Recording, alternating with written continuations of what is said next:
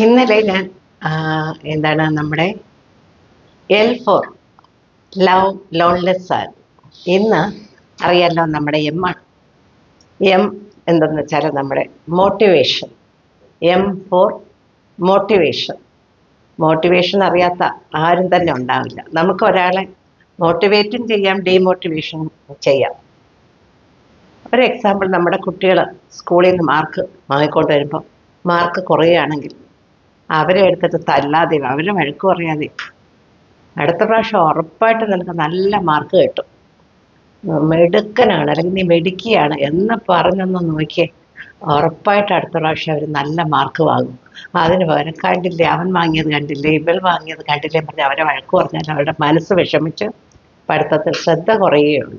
ഇതൊക്കെ ഞാനും എൻ്റെ ഹസ്ബൻഡും ഒക്കെ അപ്ലൈ ചെയ്തിട്ടുള്ള മോട്ടിവേഷനാണ് ഈ പറയുന്നത്. ഒരടി പോലും കൊടുക്കാതെ എൻ്റെ 2 കുട്ടികളെ, മോളെയും മോനെയും വളർത്തി അവർ ഇപ്പം നല്ല ഹൈ പൊസിഷനിൽ ഇരിക്കുകയാണ്. ഒരൊറ്റ അടി കൊടുത്തിട്ടില്ല ഒരു കാര്യത്തിൽ, പഠിത്തത്തിനായാലും ഒന്നിനും. അപ്പോൾ എന്ത് ചെയ്യും, ഞങ്ങൾ അവരെ മോട്ടിവേറ്റ് ചെയ്യും. ഉറപ്പായിട്ട് നിനക്ക് നല്ല മാർക്ക് കിട്ടും, ഒന്നുകൊണ്ട് വിഷമിക്കണ്ട എന്നുള്ള രീതിയിൽ ഞങ്ങൾ രണ്ടുപേരും മോട്ടിവേറ്റ് ചെയ്ത് അവർ നല്ല മിടുക്കനും മിടുക്കികളും ഒക്കെ ആയി നല്ല രീതിയിൽ ജീവിക്കും. അപ്പോൾ ഞാൻ പറഞ്ഞു വന്നത്, നമ്മൾ എപ്പോഴും ഒരാളെ പോസിറ്റീവായിട്ടുള്ള വർത്തമാനം പറഞ്ഞ് അവരുടെ മനസ്സ് മാറ്റിയെടുക്കാൻ കഴിയുമെങ്കിൽ, ഒരാളെങ്കിലും മാറ്റാൻ കഴിയുമെങ്കിൽ അതാണ് നമ്മുടെ ജീവിതത്തിലെ ഏറ്റവും സന്തോഷമെന്ന് നമ്മൾ കരുതുക.